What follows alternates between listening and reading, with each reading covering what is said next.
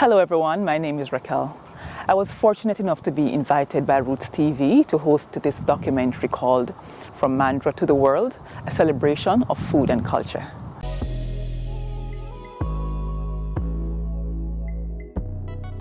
This experience was way beyond the mouth-watering dishes that were prepared. We uncovered hidden gems in the various herbs and spices that were used to prepare each meal so as to capture its unique flavors. We uncovered the history of cuisines and how traditional foods and preparation styles are influenced by economical, social, religious, and political constructs. The best part about this experience was sitting with families before, during, or after meals just to share stories, thoughts, experiences, love, and a belly full of laughter. I do hope you guys enjoy the show.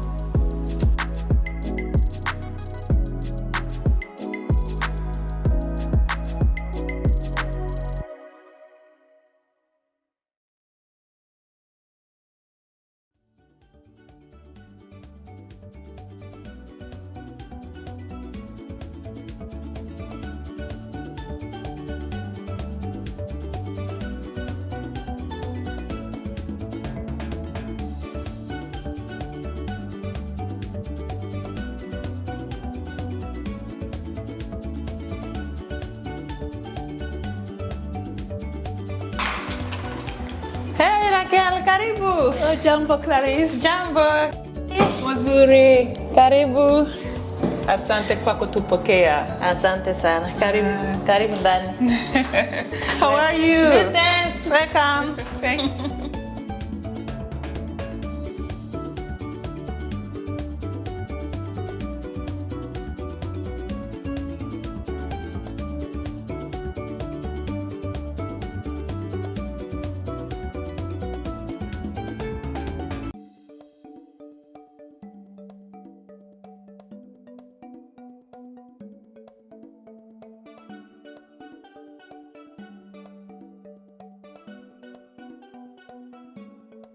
Thanks for having us, Clarice.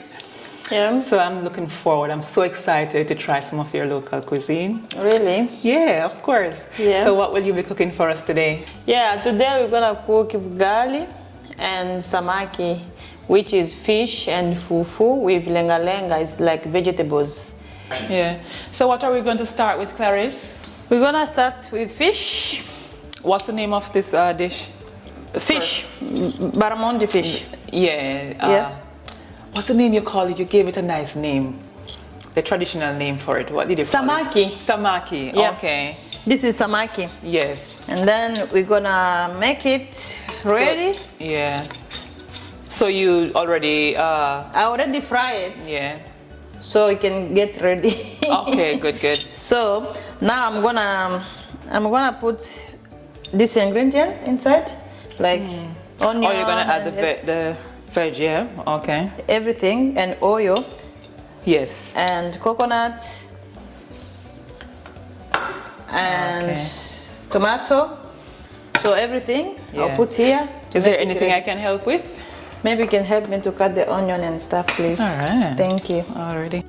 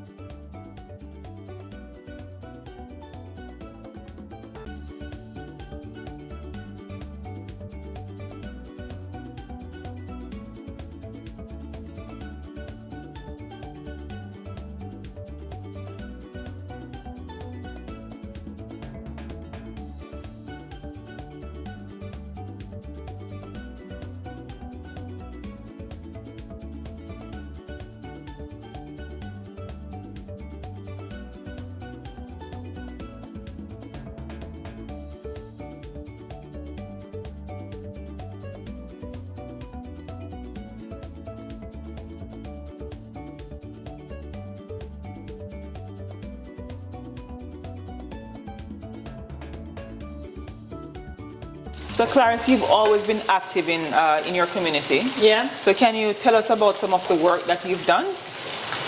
Basically,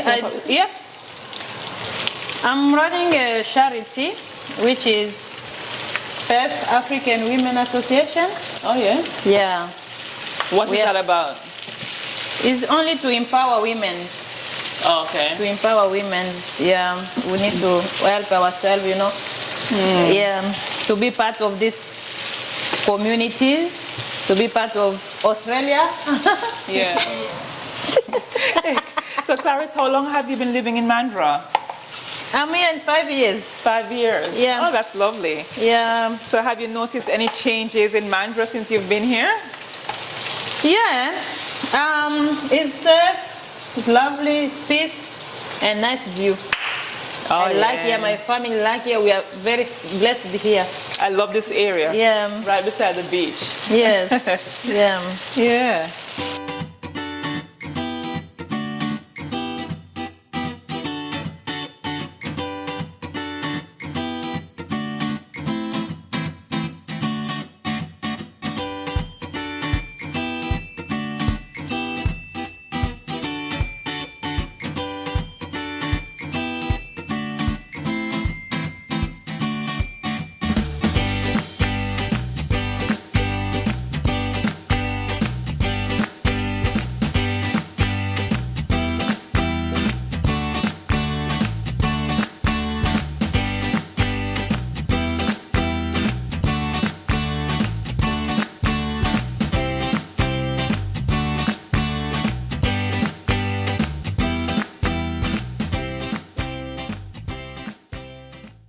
This is bugali is ready.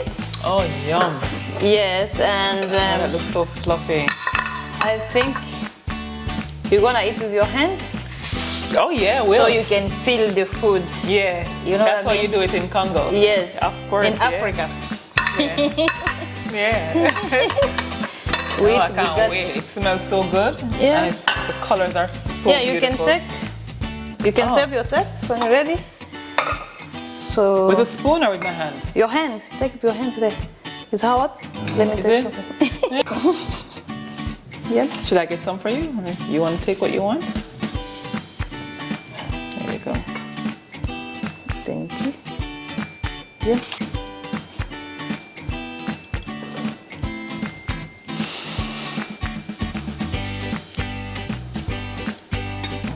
Beautiful. I love the colors. The Yeah. green and the red and the yellow and the white. It's like, can I eat?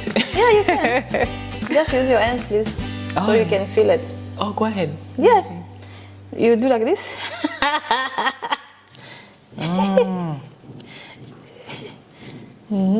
Make it ready. And then you cut twice. Me, I cut twice, like this. See? So it can be easy to pass here. Oh, this is fun. It's like Play-Doh. It's sticky and yeah, it's like Play-Doh. And it's so. All like cake. Let me eat this.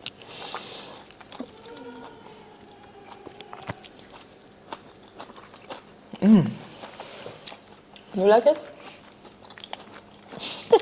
This is so good. It's really delicious. I can taste the peppers and the scallion. Yeah, It's almost like halalo. Almost like spinach. Yeah. So you never use your hands by eating? Only fork? Usually fork here. Where I'm from. But this is what I found out recently, that there's a village back home. They do fufu. They probably eat with their hands because, you know, we're of African descent, so.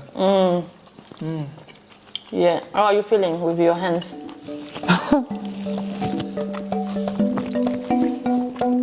The flavor is so good. Clarice, you did a good job. It's so yum.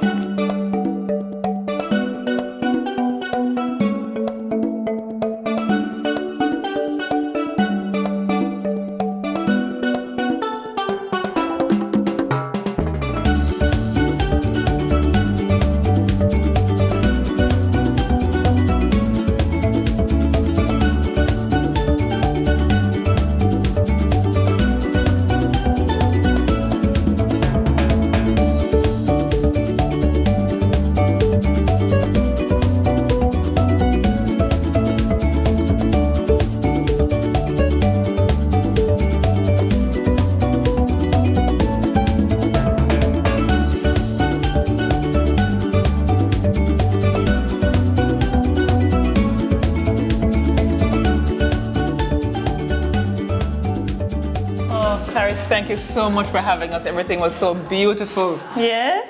Everything was lovely. Oh, okay. Yeah, I hope you enjoy our traditional food. I did. Yeah, I hope I will see you next time again. Oh yeah. I can't wait for the next invitation. Yes. So anyways, I'll see you. All right. Yeah, Thank you. take care. All right. All right, bye. See you next time. Okay. Bye bye. See ya.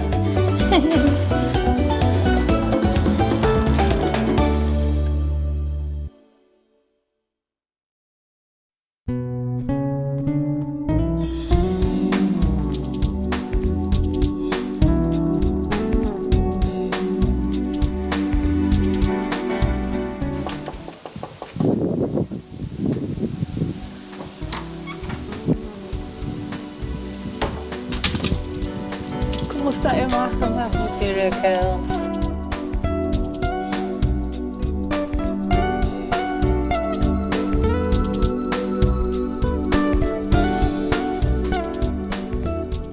So thanks for having us today, Emma, and I'm so excited to learn a bit about your culture and your meals. So what will you be preparing for us today? Today I'm going to prepare a very traditional Filipino dish. It's called chicken pork adobo, and every Filipino knows how to cook this dish.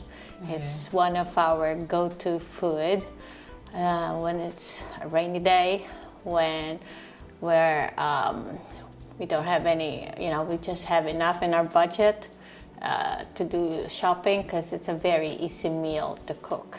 So tell me about the background of that meal. Yes, this is from what I learned from my history books and from every Filipino that I talked to.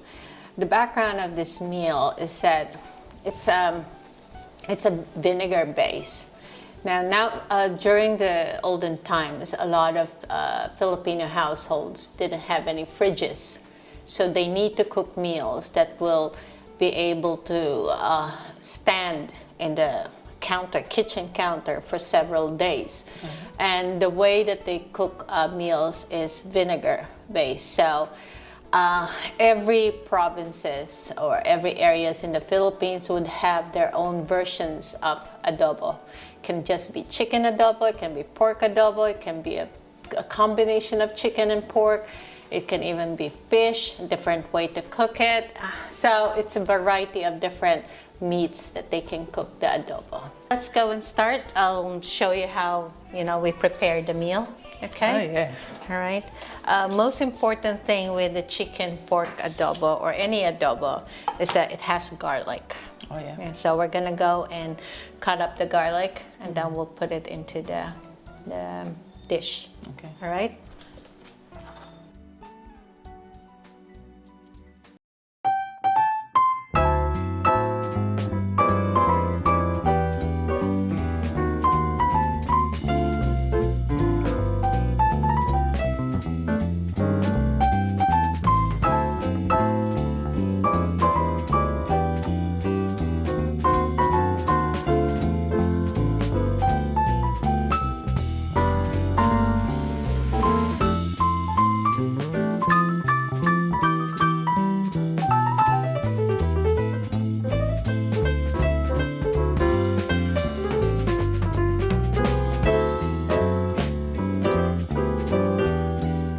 So Emma, how long have you been living here in Mandurah? I moved here to Mandurah about year 2000.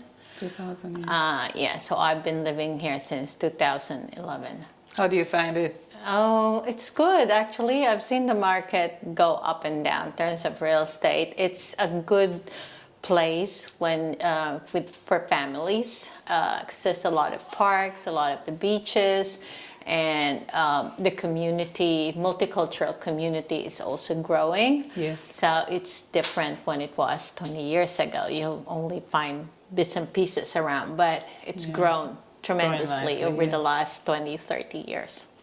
So Emma, could you just give me a rundown of the main ingredients in this dish? Well, adobo is like we have garlic, that's the main one. Yeah. Then you'll have soy sauce, vinegar, and then we'll have the bay leaves. Okay. Okay. Yeah. But a lot of the Filipinos will experiment. Some of them will put chilies on it to make it a little bit, give it a bit more bite. But vinegar is always there. It's always part of the ingredients. Yeah. So, what other cultures influence this meal? Well, I think the Spaniards influenced it a little bit, but the Filipinos just basically developed their own, their own ingredients in it. Yeah.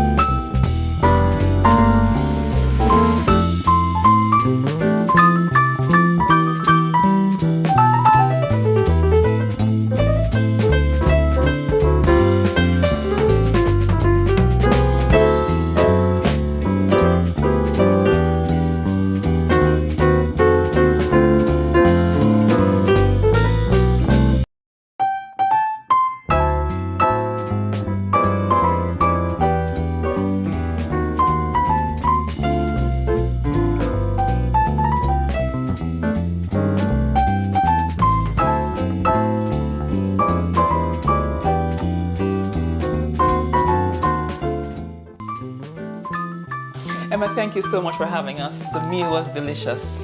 You're most welcome. I'll see you soon. Yeah. All right, thank you. Thank you for coming. Okay, no worries. See ya. Okay.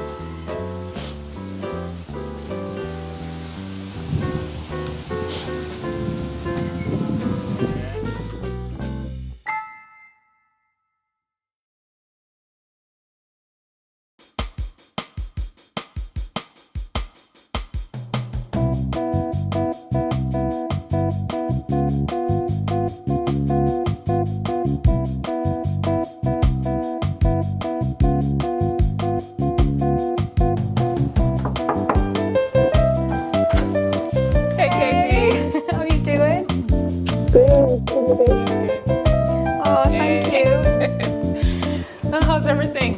Great, thank you.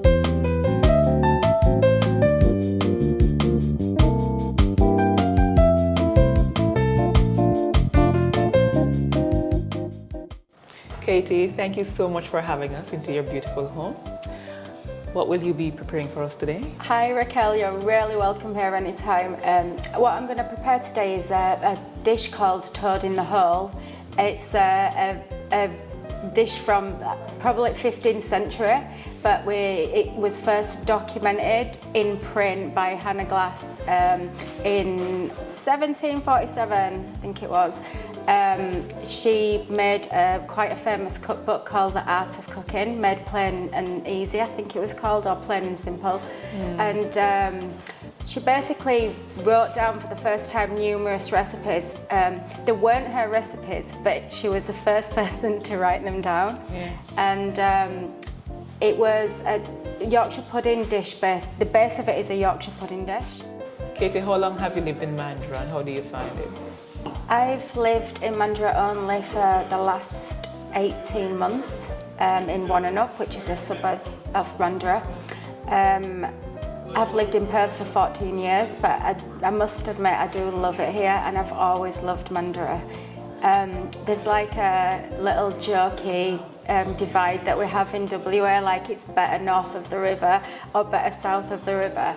But actually, if you chat to people from anywhere, even in the bush or east of here, that if you tell them where you're from in Mandurah, you'll always hear like, "Oh, I love Mandurah." And you get that connection because Mandurah's just got something about it. It's just beautiful. I love it.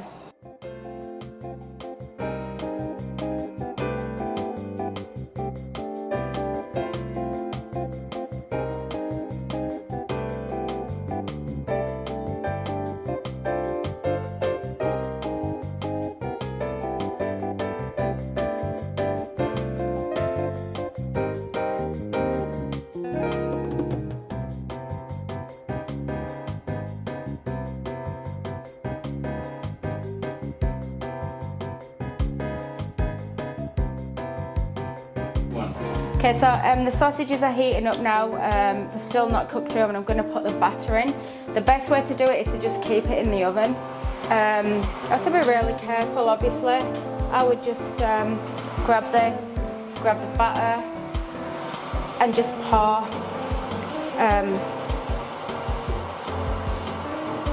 Make sure it's even all around. Can you see how I'm doing that? Make sure it's not too heavy at one side. It should be even on both sides. You're always going to have a little bit of drift. If it goes on the sausages, it doesn't matter. And make sure it's not heavy to one side because it is quite a thick batter. And that's done that. So we're just 30 minutes on that. All right.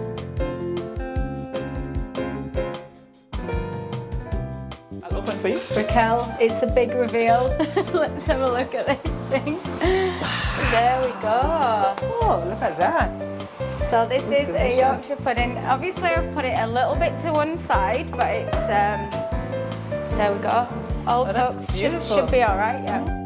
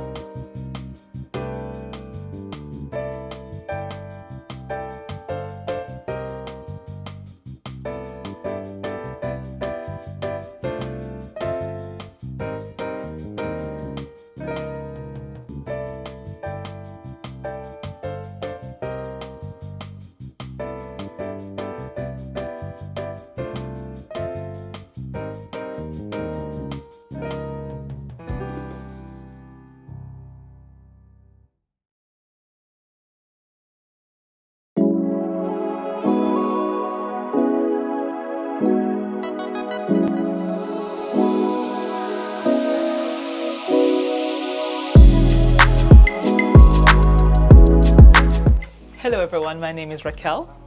Welcome. I'll be cooking for you today. Come on in.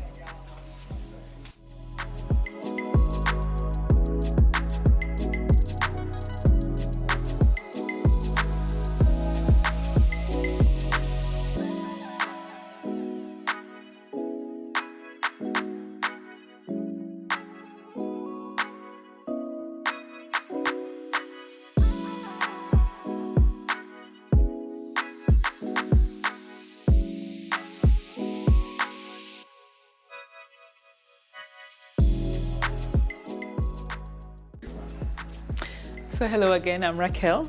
This is beautiful Sage. Hi. And today we'll be preparing curried goat and ital stew. I'll tell you a bit about Jamaican cuisines. Jamaican cuisines, they're influenced mainly by people who once lived in Jamaica, whether by colonization or through slavery or those indentured workers. They influence our food. So I'll start with the first people who lived in Jamaica. They were the Arawaks. And over time we had the Spanish. And the Spanish people, they brought in the goat to Jamaica. So they introduced the goat to us. Over time, we had indentured workers, the Indians and the Chinese. And the Indians, they brought in the curry. So their style of cooking stayed with Jamaicans. And today, curried goat is one of Jamaica's favorite meal. Any event you go to, whether funeral, graduation, curried goat. Yeah? Yeah. I'll start by telling you the ingredients that goes into curried goat. And in Jamaica, we don't say goat curry. We say curried goat. Right? So, Sage, do you want to tell us the herbs and spices that we'll be using? So the herbs and spices that we use, so There's habanero, garlic, scallion, thyme, coriander, and ginger. Yeah. And those are the herbs. So we also add our dry seasoning. This is my Jamaican curry powder. I also, in Australia, we can't get this in Australia. So I like this one, it's really good. So we also add pimento, whole cloves, a bit of salt, and we'll cook this down. And we'll add potatoes and a bit of carrot. And that will give us a nice curry goat. So we'll heat our oil up, we'll add the goat, and then we'll just cook the goat down, just with small amounts of water at a time. Not too much water, you don't want to turn it into a soup. So yeah, let's do this.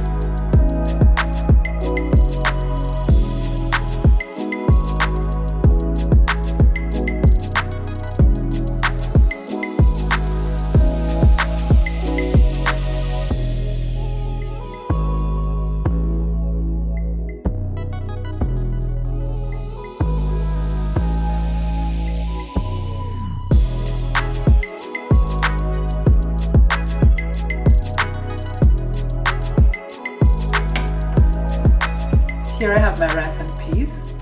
So what's inside of this is white rice and kidney peas and a bit of coconut juice. For me, I like a bit of, probably a teaspoon of sugar and a teaspoon of salt, and you can add seasoning, you know, your onion, your scallion to taste, and you just allow this to cook down until the rice becomes nice and fluffy. And that will be your Jamaican rice and peas. Not beans and rice. What we'll do next is ital stew. So ital stew is for those people who don't eat meat. And in Jamaica, the Rastafarians, they eat a lot of ital stew. So this is just any vegetable that you like, and the seasoning, and beans. With the beans, you have to soak the beans and cook it before, because, you know, it's a bit hard. So I've already cut my herbs up. I'll just add this, and yeah.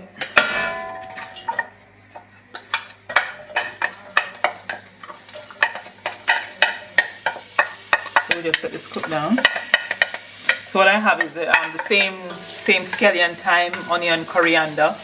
You can add some sweet pepper if you wish. And then what I'm going to do, I'm going to add. I'll let this cook out in the oil for a bit to just preserve that flavor. You smell that? Yeah. It's good, eh? So the Rastafarians, you have some who are quite strict, some who are okay with eating a bit of meat. Some, they don't eat salt at all. And if they do eat salt, they use sea salt, less processed. So what I have here, I have mushroom, I have potato and pumpkin, I have okra, chocho, dashin, anything, everything works. As long as it's just clean, you know. They say ital is vital. That's what the Rastafarians say.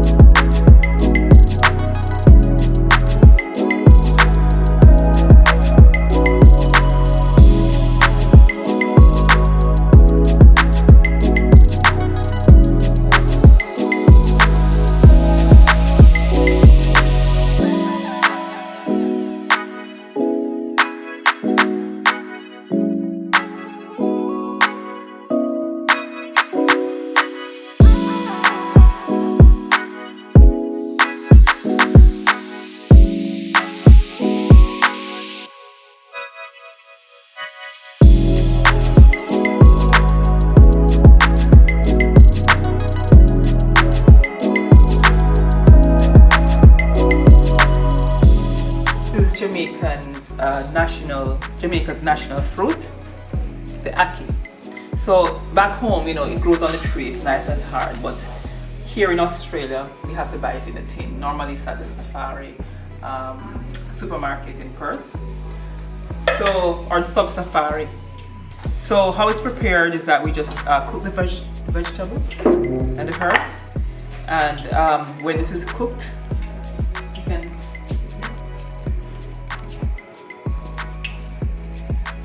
pass me the wooden spoon, Sage, if you don't mind. So we do our herbs first, and then we add the ackee. Back home we would do salted codfish, and we generally prepare this with salted codfish, but for people who don't eat meat, any form of meat, they just use the veg, and when this is cooked, you just add the ackee. With the tin ackee, because it's so soft, it's important that you're not stirring it too much. You just get the veg in, then just put the ackee, fold the veg over the ackee, salt, pepper, and that's it. So it's quite a tasty meal. It's almost like an egg. So we let this cook down first.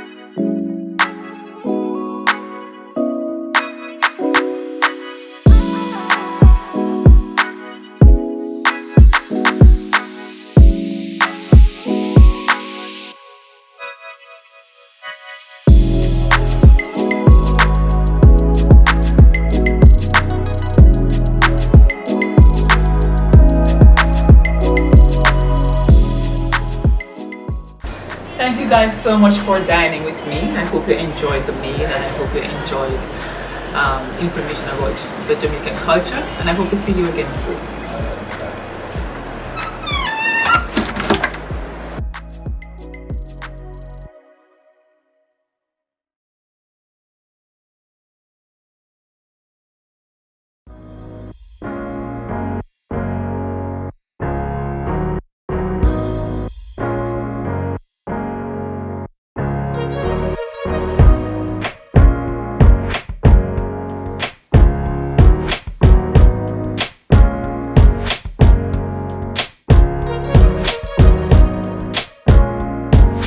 Stacey, thank you very much for having us. I really appreciate being here. The first thing I'm going to ask you, can you tell us about what you do here in Australia? Thanks for coming, Raquel. Appreciate you coming by. We own a bush tucker catering company called All Good Grub. We specialise in Indigenous foods, so whether it be game meats or the Indigenous herbs and spices, we infuse that into everyday food. Stacey, do you believe that First Nations food is underrated? Can you tell us more about these foods? Do you think that it needs to be promoted more in restaurants and in general Australian communities? Yes, absolutely, it's underrated. You know, these are ingredients that grow on our own land, our own country, and we have accepted other nations' food and herbs more so than our own. So yeah, a journey to get it out there to more people is something that I feel strongly about. A lot of our herbs and plants have nutrient rich, they have many benefits. Yeah. They're not only healthy, they have medicinal properties. Yeah, they are like definitely a reason why we should be promoting our own nation's foods. Exactly. please tell us about the kangaroo as a First Nation sort of protein. Okay, I guess kangaroo was abundant back then, so you know it was easy to see. Yeah. Probably not easy to catch because they're so fast and and they can bound away. But the Aborigines were pretty good spearsmen. Yes. So yeah, that was an abundant food source basically as far as protein's concerned.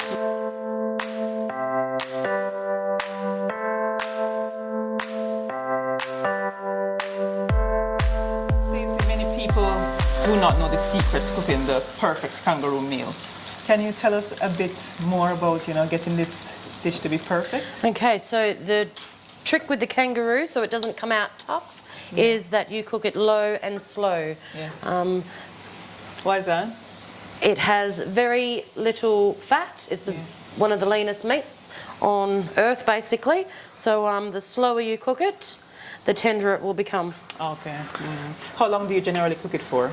At least an hour, like in a stew like this, an hour, hour and a half. Yeah. So that, it's... Oh, it looks lovely. Just let the meat brown. And then we'll start adding in some native herbs. Ah, yes. And, okay, so here, look, there's some native herbs that we grow in our garden. It's from our garden. So this one is a basil, native basil. And actually one of my favourite smells, that thing, you wet it, when I water it in the garden, amazing. Wow. So good. And it just keeps squeezing, and just keep giving you oil. It has different, like, first of all you smell eucalyptus and then you smell I know mint and then, like, it just keeps giving you different aromas.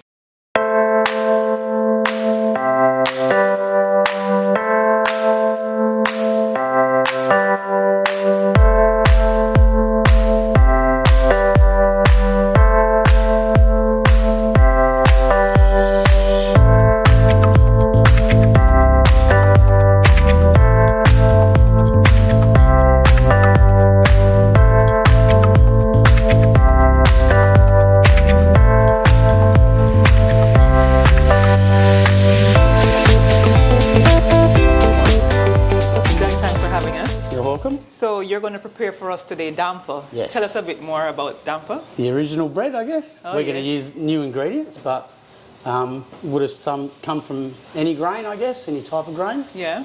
Mixed up, bit of water, and chuck it in a fire. All right. Let's do it. So a bit of salt. We do a sweet damper as well. Yes. Sometimes a bit of sugar in that one. For the base start. We like this spice. It's a good mix. Yes. It's a bit salty, but it's a good mix. Okay. Yeah. Pretty easy. 3 cups of self-raising flour, sifted. Butter and milk. Okay. And the damper, a lot of people get wrong. They ask me when we're out at the thing, they go, oh, your damper's nice, blah, blah. How do you make it? Yeah. Dampers, it's a wet bread. So a lot of people knead it for too long and you'll turn it into a brick. Yeah. So if it's like pizza day, you want to activate that gluten, whereas you don't need to on this. It's just a really sticky wet bread. Yes, and it comes out the way it should. Okay, yeah. If you work it too much, it's like a rock cake. Yeah. So back in the days when you didn't have self-raising flour, it was just more, the texture would have been a bit more Yeah, hard, for sure, Yeah. grainy, yeah. Yeah. I guess it's would have been how long someone was grinding it down for. Oh, yeah, yeah. You had mentioned before about the way you guys sustain the plant cycle, when you use the herbs. Yeah, You want to tell us a bit more about that? Sure. Again, obviously, First Nations people, you're not greedy enough to take it all. Yes. You want someone behind you who's walking behind you or coming up down the line that they would have enough to get themselves. So there's like a 10% rule, I guess, if you're going to put a figure on it. They would take 10% of this tree. Let's say you're looking for those quongdongs. You'd take 10% of that one, 10% of the next one, go down the line. So there's still enough for someone else to come behind you and feed off the same tree. I see. And you don't damage it or you don't sort of put it under stress as well. They're obviously thinking about the land and the plant as well that way. Yeah. That's a good way to go. Instead of just cutting it off from the bottom.